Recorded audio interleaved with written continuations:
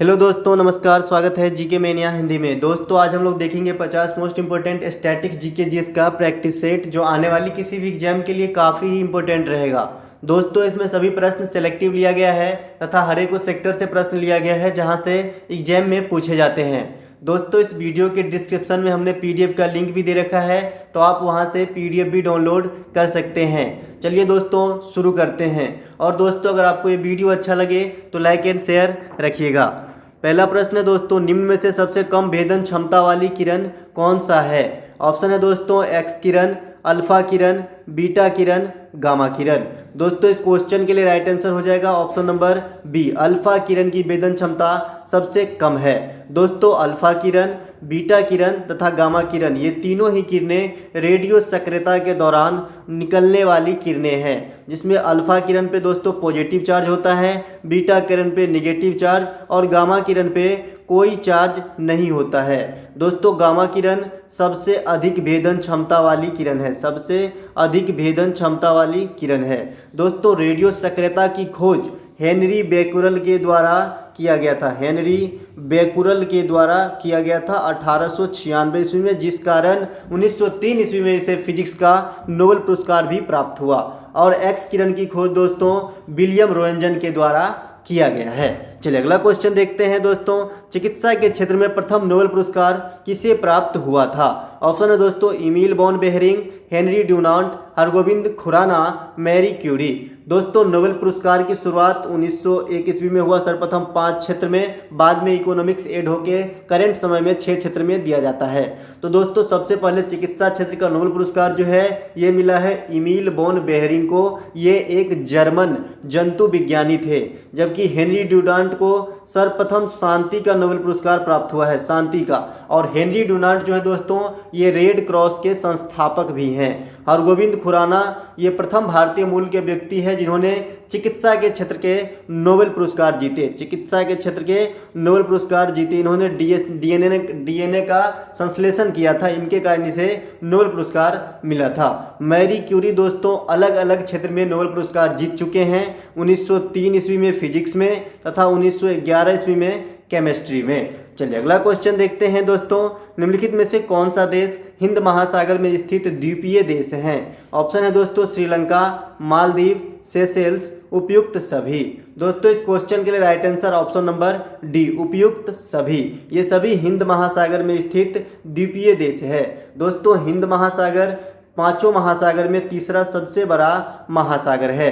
दोस्तों श्रीलंका की राजधानी श्री जयवर्धनेपुरा पहले जो है कोलंबो था। मालदीव की राजधानी दोस्तों माले, और ये एशिया में क्षेत्रफल के हिसाब से सबसे छोटा कंट्री है। सेशेल्स की राजधानी दोस्तों विक्टोरिया में स्थित है, विक्टोरिया। चलिए अगला क्वेश्चन देखते हैं दोस्तों, प्रकृति में सभी मूल बलों में सबसे दुर्बल बल है? ऑप्शन है दोस्तों नाभिकीय बल, स्थिर वैद्युत बल, गुरुत्वीय बल, चुंबकीय बल।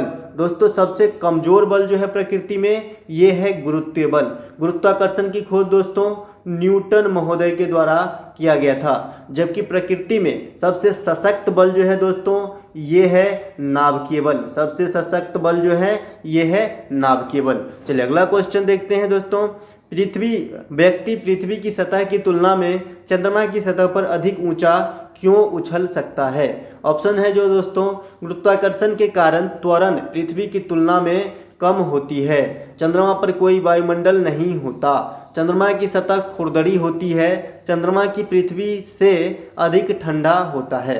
दोस्तों इस क्वेश्चन के लिए राइट आंसर ऑप्शन नंबर ए हो जाएगा। पृथ्वी गुरुत्वाकर्षण के कारण जो है त्वरण पृथ्वी की तुलना में चंद्रमा की त्वरण कम हो जाती है, जिससे व्यक्ति अधिक ऊंचा उछल सकता है।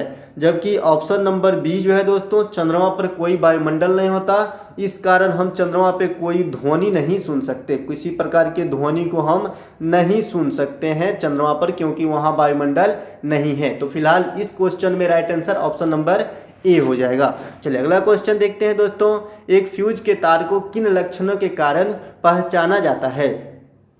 ऑप्शन है दोस्तों उच्च प्रतिरोध तथा उच्च गलनांक, उच्च प्रतिरोध तथा निम्न गलनांक, निम्न प्रतिरोध तथा निम्न गलनांक, निम्न प्रतिरोध तथा उच्च गलनांक। दोस्तों इस क्वेश्चन के लिए राइट आंसर हो जाएगा ऑप्शन नंबर बी, उच्च प्रतिरोध तथा निम्न गलनांक होती है फ्यूज की तार की लक्षण।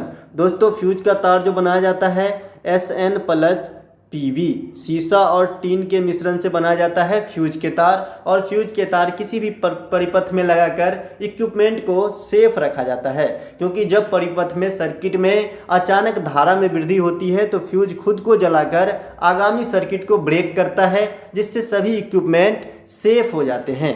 चलिए अगला क्वेश्चन देखते हैं दोस्तों। निम्नलिखित नृत्य में से कौन सा एक तमिलनाडु राज्य से संबंधित है? ऑप्शन है दोस्तों यक्षगान, ओट्टम थुलाल, कोलट्टम, महाल।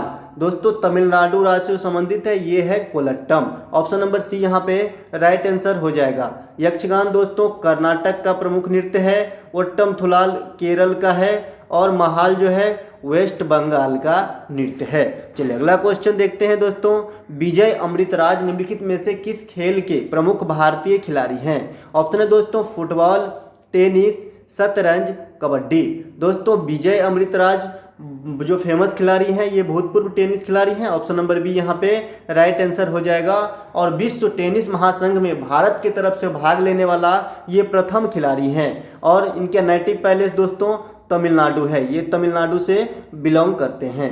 चलिए अगला क्वेश्चन देखते हैं दोस्तों। किसी अवतल लेंस के द्वारा बनी प्रतिबिंब की प्रकृति होती है? ऑप्शन है दोस्तों वास्तविक तथा उल्टा, वास्तविक तथा सीधा, काल्पनिक तथा सीधा, काल्पनिक तथा उल्टा।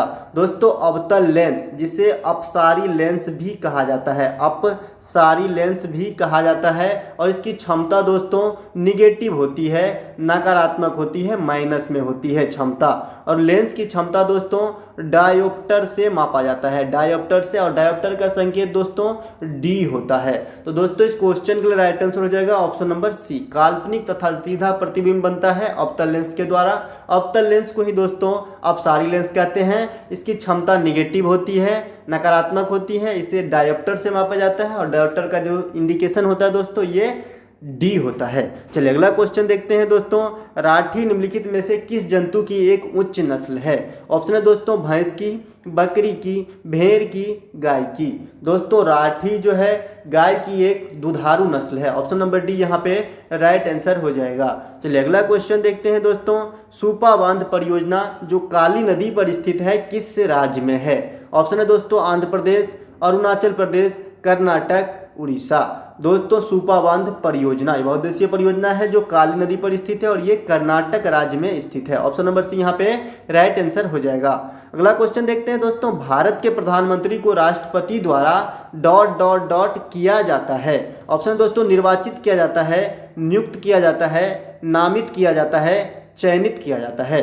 दोस्तों भारत के प्रधानमंत्री है लोकसभा में बहुमत प्राप्त दल के मुखिया नेता होता है प्रधानमंत्री, जो वर्तमान में माननीय नरेंद्र मोदी जी है। तो दोस्तों प्रधानमंत्री की जो है नियुक्ति किया जाता है राष्ट्रपति के द्वारा। ऑप्शन नंबर बी यहाँ पे राइट आंसर हो जाएगा। आर्टिकल 75 के अनुसार, अनुच्छेद 75 के तहत नियुक्ति की जाती है। चलिए अगला क्वेश्चन देखते हैं दोस्तों।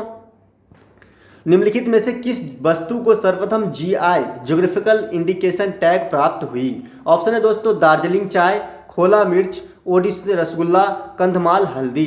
दोस्तों इस क्वेश्चन के लिए राइट आंसर हो जाएगा ऑप्शन नंबर ए, दार्जिलिंग चाय को इंडिया में सर्वप्रथम जो है GI टैग की प्राप्ति हुई 2004 ईस्वी में। चलिए अगला क्वेश्चन देखते हैं दोस्तों। निम्नलिखित में से कौन सा प्रदूषण उत्पन्न नहीं करता है? ऑप्शन है दोस्तों पेट्रोल का जलना, सौर ऊर्जा का प्रयोग, रबर का जलना, उपयुक्त सभी। दोस्तों जो प्रदूषण उत्पन्न नहीं करता है ये है सौर ऊर्जा का प्रयोग। ऑप्शन नंबर बी यहाँ पे राइट आंसर हो जाएगा। सौर ऊर्जा के प्रयोग में किसी प्रकार की जो है प्रदूषण उत्पन्न नहीं होती है, तथा सोलर सेल वगैरह में दोस्तों अर्धचालक सिलिकॉन वगैरह का प्रयोग किया जाता है। चलिए अगला क्वेश्चन देखते हैं दोस्तों। वर्तमान समय में कितने देश UN जनरल असेंबली के सदस्य हैं? ऑप्शन है दोस्तों 190, 191, 192, 193। दोस्तों संयुक्त राष्ट्र संघ की स्थापना 24 अक्टूबर 1945 को द्वितीय विश्व युद्ध के परिणाम स्वरूप किया गया था। दोस्तों तो इसमें जो अभी हालिया में सबसे जो मतलब टोटल अटैच सदस्य हैं ये है 193, और जो लास्ट सदस्य दोस्तों ये जुड़े हैं दक्षिणी सूडान। दक्षिणी सूडान जो है इसमें लास्ट सदस्यता प्राप्त किया है। इनका राजधानी दोस्तों जूबा है, ये अफ्रीकी कंट्री है। चलिए अगला क्वेश्चन देखते हैं दोस्तों, भारत में मानव तस्करी को किस अनुच्छेद के अंतर्गत प्रतिबंधित किया गया है? ऑप्शन है दोस्तों अनुच्छेद 23 के क, अनुच्छेद 24, अनुच्छेद 370, अनुच्छेद 51 के क। दोस्तों मानव तस्करी जो प्रतिबंधित है भारतीय संविधान के अनुसार ये अनुच्छेद 23 के क में वर्णित किया गया है। ऑप्शन नंबर ए यहाँ पे राइट आंसर हो जाएगा। जबकि अनुच्छेद 370 जो जम्मू कश्मीर जब तक राज्य थे उसको विशेष दर्जा प्राप्त कराते थे, और इसी 370 आर्टिकल में दोस्तों अनुच्छेद जो मानव तस्करी होता है उसके परिणाम स्वरूप मिलने वाले दंड का भी वर्णन किया गया है। अनुच्छेद 24 दोस्तों बाल श्रम पर निषेध दिखाया गया है, बाल श्रम निषेध है, क्यों इसके अनुसार जो है 14 वर्ष से कम उम्र के बच्चे को किसी कल कारखाने में काम पे नहीं लगाया जा सकता। अनुच्छेद 51 के क में जो है दोस्तों 14 वर्ष तक के सभी बच्चों को निःशुल्क शिक्षा दिलाना उनके पेरेंट्स का मौलिक कर्तव्य है।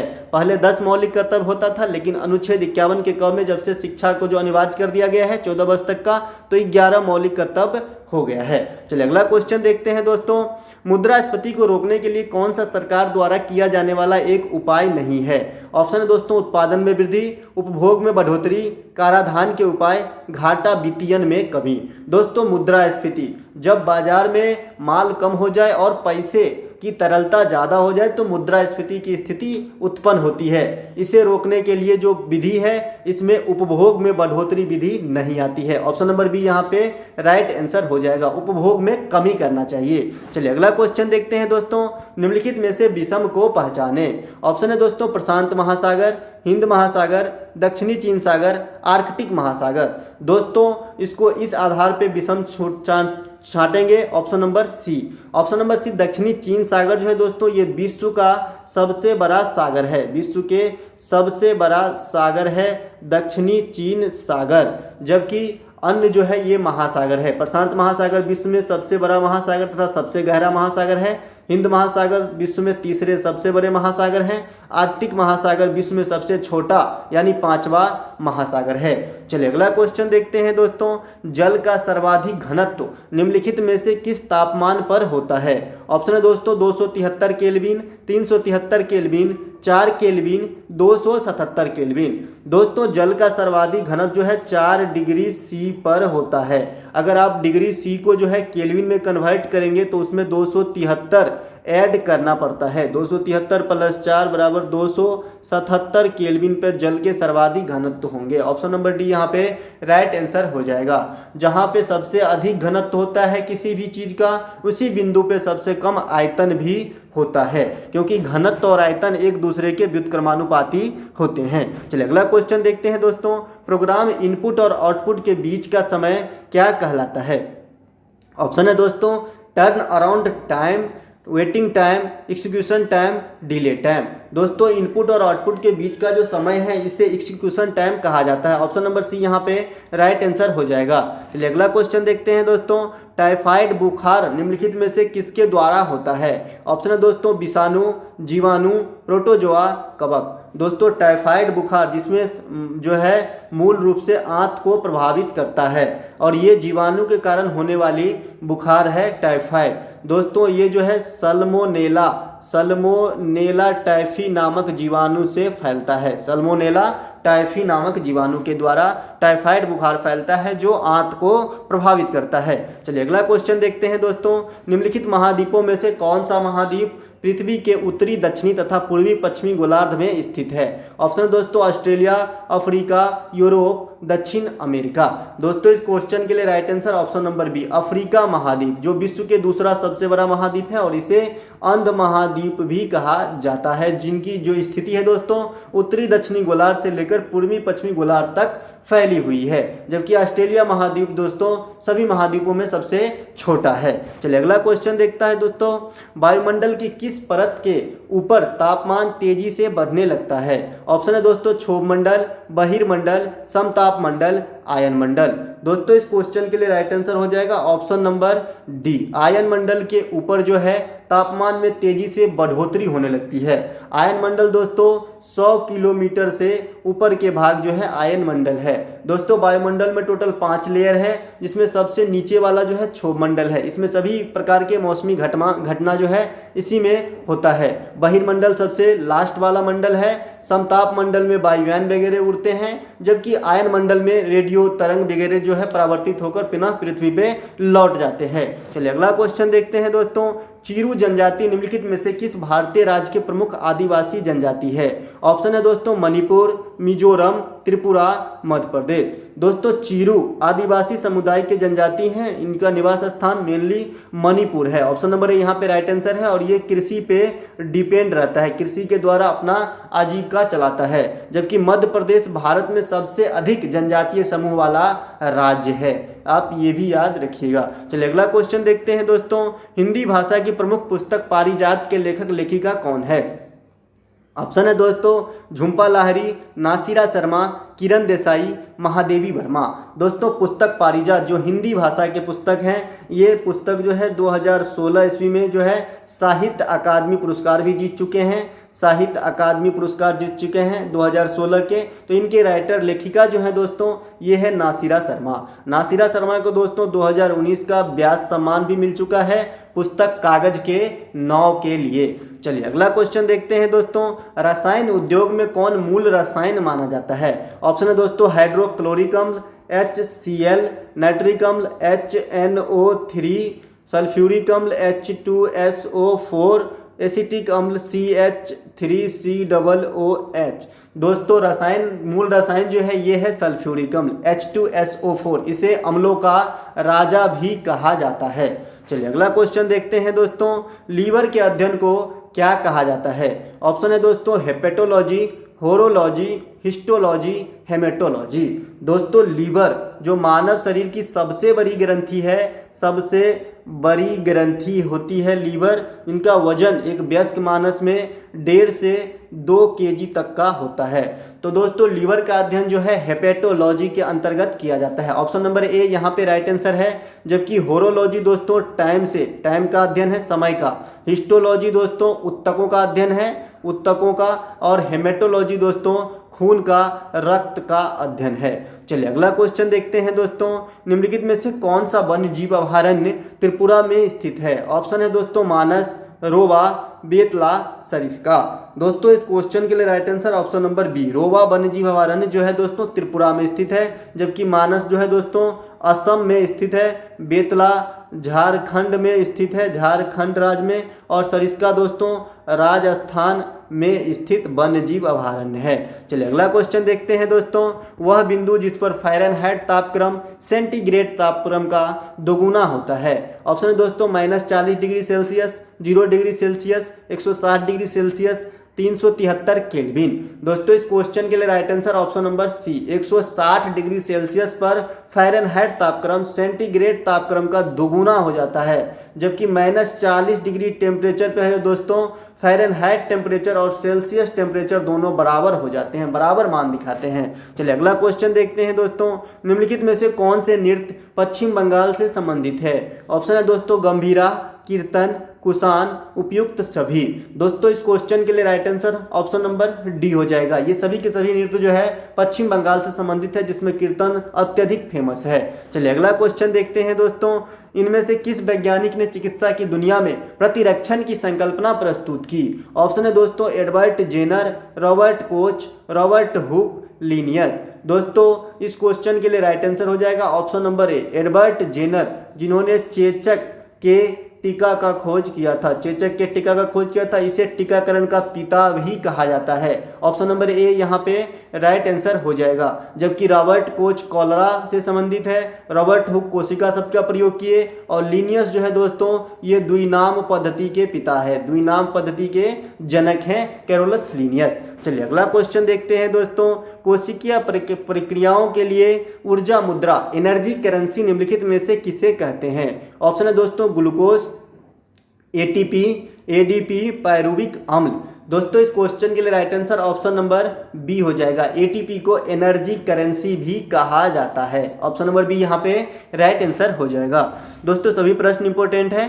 अगला क्वेश्चन है दोस्तों, मुगल कालीन राजाओं द्वारा इनकी मकाबरे से गलत मिलान को पहचाने। ऑप्शन है दोस्तों बाबर काबुल, जहांगीर लाहौर, शाहजहां दिल्ली, अकबर सिकंदरा। दोस्तों इस क्वेश्चन के लिए राइट आंसर हो जाएगा ऑप्शन नंबर सी। शाहजहां का मकबरा दोस्तों आगरा में ताजमहल में स्थित है, न कि दिल्ली में। ऑप्शन नंबर सी यहाँ पे राइट आंसर हो जाएगा। इसका मिलान गलत किया गया था, बाद बाकी सब सही है। चलिए अगला क्वेश्चन देखते हैं दोस्तों, समस्त प्राणी समुदाय को 5 भागों में वर्गीकरण करने का श्रेय किसे प्राप्त है। ऑप्शन है दोस्तों व्हेटकर, लिनियस, टर्सले, अरस्तु।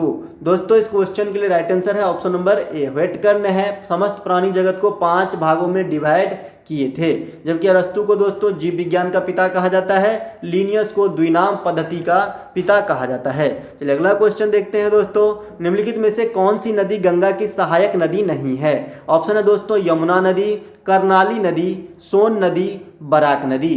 दोस्तों यमुना नदी गंगा की सबसे बड़ी सहायक नदी है, सबसे बड़ी सहायक नदी है गंगा की यमुना नदी। और करनाली नदी जिसे सरयू नदी कहते हैं, ये दोनों, और सोन नदी ये भी गंगा की सहायक नदी है, जबकि बराक नदी गंगा की सहायक नदी नहीं है, ये ब्रह्मपुत्र के सहायक नदी है। ब्रह्मपुत्र नदी के सहायक नदी है बराक नदी।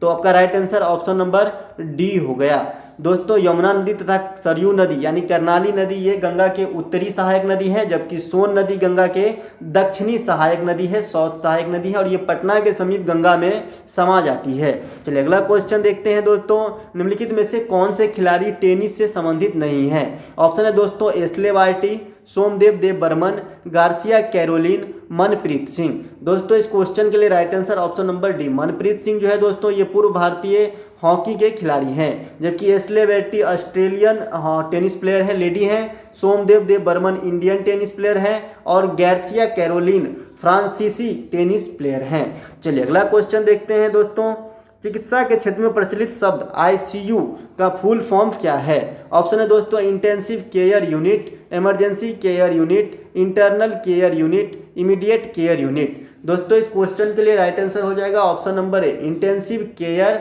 यूनिट गहन चिकित्सा विभाग होता है आईसीयू का फुल फॉर्म। चलिए अगला क्वेश्चन देखते हैं दोस्तों, अंतर्राष्ट्रीय नृत्य दिवस कब मनाया जाता है। ऑप्शन है दोस्तों 22 अप्रैल, 29 अप्रैल, 7 अप्रैल, 18 अप्रैल। दोस्तों अंतर्राष्ट्रीय डांस दिवस जो मनाया जाता है ये तारीख है 29 अप्रैल। ऑप्शन नंबर बी यहाँ पे राइट आंसर हो जाएगा। 22 अप्रैल को दोस्तों विश्व पृथ्वी दिवस के रूप में मनाते हैं, विश्व पृथ्वी दिवस मनाते हैं। 7 अप्रैल को विश्व स्वास्थ्य दिवस के रूप में मनाते हैं, और 18 अप्रैल को विश्व विरासत दिवस के रूप में मनाते हैं, और 29 अप्रैल को विश्व डांस दिवस के रूप में मनाते हैं, जो इस प्रश्न का उत्तर है। चलिए अगला क्वेश्चन देखते हैं दोस्तों, वायुमंडल में बादलों के तैरने का प्रमुख कारण क्या है। ऑप्शन है दोस्तों दबाव, ताप, घनत्व, वेग। दोस्तों बादल जो वायुमंडल में तैरते हैं इनका प्रमुख कारण है इनका अल्प घनत्व। ऑप्शन नंबर सी यहाँ पे राइट आंसर है, इनका कम घनत्व के कारण ही तैर पाते हैं। चलिए अगला क्वेश्चन देखते हैं दोस्तों, भारत सरकार की पहल दिव्यांगजन अधिकार अधिनियम 2016 के अनुसार कौन सा कथन सत्य है। ऑप्शन है दोस्तों 18 वर्ष तक की निःशुल्क शिक्षा उपलब्ध कराना जो विकलांग है, सरकारी नौकरी में 4% का आरक्षण देना, अस्पताल कार्यालय आदि दिव्यांगजनों के अनुकूल बनाना, उपयुक्त सभी सत्य हैं। दोस्तों इस क्वेश्चन के लिए राइट आंसर हो जाएगा ऑप्शन नंबर डी, उपयुक्त सभी सत्य है। दोस्तों आम आदमी के लिए जो है 14 वर्ष तक ही शिक्षा फ्री है, लेकिन अगर दिव्यांगजन है कोई, वो अपनी दिव्यांगता सिद्ध करते हो तो 18 वर्ष तक निःशुल्क शिक्षा प्राप्त कर सकता है। इस पहल के तहत सरकारी नौकरी में 4% का जो है आरक्षण भी दिया गया है। चलिए अगला क्वेश्चन देखते हैं दोस्तों, चंदावर का युद्ध किस किस के बीच लड़ा गया। ऑप्शन है दोस्तों पृथ्वीराज चौहान और मोहम्मद गोरी, अकबर और महाराणा प्रताप, मोहम्मद गोरी और जयचंद, अकबर और हेमू। दोस्तों इस क्वेश्चन के लिए राइट आंसर हो जाएगा ऑप्शन नंबर सी, मोहम्मद गोरी और जयचंद के बीच दोस्तों 1193-94 में जो है चंदावर का युद्ध लड़ा गया, जिसमें मोहम्मद गोरी की विजय हुई। दोस्तों अकबर और हेमू के बीच पानीपत की दूसरी लड़ाई 1556 ईस्वी में लड़ा गया था, जिसमें अकबर की विजय हुई।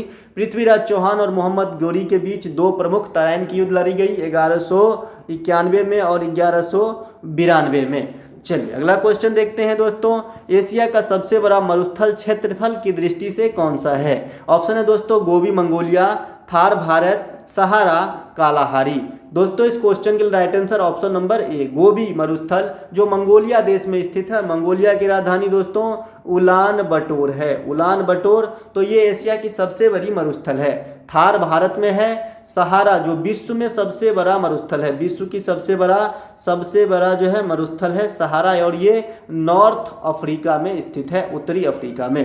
कालाहारी मरुस्थल भी दोस्तों अफ्रीका में ही स्थित है। चलिए अगला क्वेश्चन देखते हैं दोस्तों, ट्यूबरकुलोसिस रिसर्च सेंटर भारत में कहाँ अवस्थित है? ऑप्शन है दोस्तों चंडीगढ़, चेन्नई, कोलकाता, दिल्ली। दोस्तों टीआरसी ट्यूबरकुलोसिस रिसर्च सेंटर जो स्थित है दोस्तों, ये स्थित है चेन्नई में, तमिलनाडु में। ऑप्शन नंबर बी यहाँ पे राइट आंसर हो जाएगा। अगला क्वेश्चन देखते हैं दोस्तों, अगर किसी तत्व के द्रव्यमान संख्या 42 है तथा परमाणु संख्या 21 है तो उसमें न्यूट्रॉन की संख्या कितनी होगी? दोस्तों द्रव्यमान संख्या बराबर होता है जो है प्रोटॉन की संख्या प्लस न्यूट्रॉन की संख्या। मैं इंडिकेशन करता हूँ प्रोटॉन को P से, न्यूट्रॉन को N से। तो आपको यहाँ द्रव्यमान संख्या दे दिया गया है दोस्तों 42, और परमाणु संख्या यानी प्रोटॉन की संख्या और परमाणु संख्या एक ही चीज़ है, तो प्रोटॉन की संख्या दोस्तों 21 दे दिया गया है। तो यहाँ से आप न्यूट्रॉन निकाल सकते हैं, तो N का वैल्यू दोस्तों यहाँ से 21 आ जाएगा, मतलब 21 न्यूट्रॉन होंगे। ऑप्शन नंबर बी यहाँ पे राइट आंसर हो जाएगा। चलिए अगला क्वेश्चन देखते हैं दोस्तों, ट्रेडमिल टेस्ट निम्नलिखित में से किस अंग की चिकित्सीय परीक्षण है? ऑप्शन है दोस्तों हृदय, गुर्दा, लीवर, पैर। दोस्तों एक प्रकार का ये कसरत करने वाली मशीन होती है जिस पे आदमी रनिंग करता है, इससे शरीर पे भार पड़ता है और शरीर की धड़कन बढ़ जाती है, और ये हृदय टेस्ट के लिए प्रयोग किया जाता है। ऑप्शन नंबर ए यहाँ पे राइट आंसर है, ट्रेडमिल टेस्ट जो है हृदय से संबंधित है। चलिए अगला क्वेश्चन देखते हैं दोस्तों, निम्न घटनाओं में से सर्वप्रथम घटित होने वाली घटना कौन सी थी? ऑप्शन है दोस्तों जालियांवाला बाग हत्याकांड 13 अप्रैल 1919 ईस्वी को, स्वदेशी आंदोलन दोस्तों 1905 ईस्वी में हुआ, साइमन कमीशन का भारत आगमन 1928 ईस्वी में, और रामकृष्ण मिशन की स्थापना दोस्तों 1897 ईस्वी में स्वामी विवेकानंद के द्वारा। तो इसमें सर्वप्रथम घटित होने वाली घटना जो हो गया दोस्तों, ये हो गया रामकृष्ण मिशन की स्थापना। ऑप्शन नंबर डी यहाँ पे राइट आंसर हो जाएगा। चलिए अगला क्वेश्चन देखते हैं दोस्तों, हड्डी से हड्डी को जोड़ने वाले ऊतक को क्या कहते हैं? ऑप्शन है दोस्तों लिगामेंट्स, टेंडन, फीमर, नेफ्रॉन। दोस्तों हड्डी से हड्डी जोड़ने वाले जो ऊतक होते हैं उसे लीगामेंट्स कहा जाता है। ऑप्शन नंबर ए यहाँ पे राइट आंसर हो जाएगा। जबकि टेंडन जो है दोस्तों हड्डी को मांसपेशिया से जोड़ने वाली ऊतक है। हड्डी को मांसपेशिया से अगर जोड़ते हैं तो उसे टेंडन कहते हैं, हड्डी से हड्डी को जोड़ने वाली जो ऊतक है उसे लिगामेंट्स कहते हैं। फीमर सबसे बड़ी हड्डी होती है, मानव शरीर की फीमर सबसे बड़ी हड्डी होती है, ये जांग की हड्डी होती है, इसे हिंदी में उरू कहते हैं। और नेफ्रॉन जो है दोस्तों ये वृक्क की इकाई होती है। चलिए अगला क्वेश्चन देखते हैं दोस्तों, ग्रहों के उनके आकार के अनुसार तीसरा सबसे बड़ा ग्रह कौन सा है? ऑप्शन है दोस्तों बृहस्पति, शनि, अरुण, वरुण। दोस्तों सौरमंडल में सबसे बड़ी ग्रह जो है क्षेत्रफल के हिसाब से ये पहला है बृहस्पति, दूसरे नंबर पे आता है शनि, तीसरे नंबर पे आते हैं अरुण, और चतुर्थ स्थान पे आते हैं वरुण। तो दोस्तों यहाँ पे तीसरा पूछा गया है, तो ऑप्शन नंबर सी यहाँ पे राइट आंसर हो जाएगा अरुण। और अरुण ग्रह की खोज दोस्तों विलियम हर्शेल के द्वारा किया गया था, विलियम हर्शेल के द्वारा किया गया था। दोस्तों जुपिटर के पास ही सबसे अधिक उपग्रह भी हैं। चलिए अगला क्वेश्चन देखते हैं दोस्तों, निम्नलिखित में से कौन सा जानवर कभी पलके नहीं झपकाता है? ऑप्शन दोस्तों मछली, सांप, छिपकली, उपयुक्त सभी। दोस्तों इस क्वेश्चन के लिए राइट आंसर हो जाएगा ऑप्शन नंबर डी उपयुक्त सभी, क्योंकि मछली, सांप, छिपकली इन सब में पलके नहीं विकसित होता है, पलके नहीं विकसित होता है, इसीलिए ये पलके नहीं झपका पाते हैं। चलिए अगला क्वेश्चन देखते हैं दोस्तों, और इस वीडियो का यह लास्ट क्वेश्चन है। अगर आपको अच्छा लगे तो लाइक एंड शेयर कर दीजिएगा। देखते हैं दोस्तों, अगर किसी पिंड की वेग आधी कर दी जाए तो उनके गतिज ऊर्जा कितनी हो जाएगी? दोस्तों काइनेटिक एनर्जी गतिज ऊर्जा का फार्मूला होता है 1/2 मास वेलोसिटी का स्क्वायर। तो यहाँ पे आप वेग को आधे कर दिए हैं, तो 1/2 मास एज इट इज है, और वेग v के जगह पे v/2 का होल स्क्वायर। तो यहाँ पे आपका निकल के आएगा 1/2 mv² गुने 1/4, यानी जो प्रारंभ में था सूत्र उसका 1/4 हो गया। तो गैनेटिक एनर्जी जो है दोस्तों 1/4 हो जाएगी। ऑप्शन नंबर बी यहाँ पे राइट आंसर हो जाएगा। चलिए दोस्तों आशा करता है कि आपको अच्छा लगे।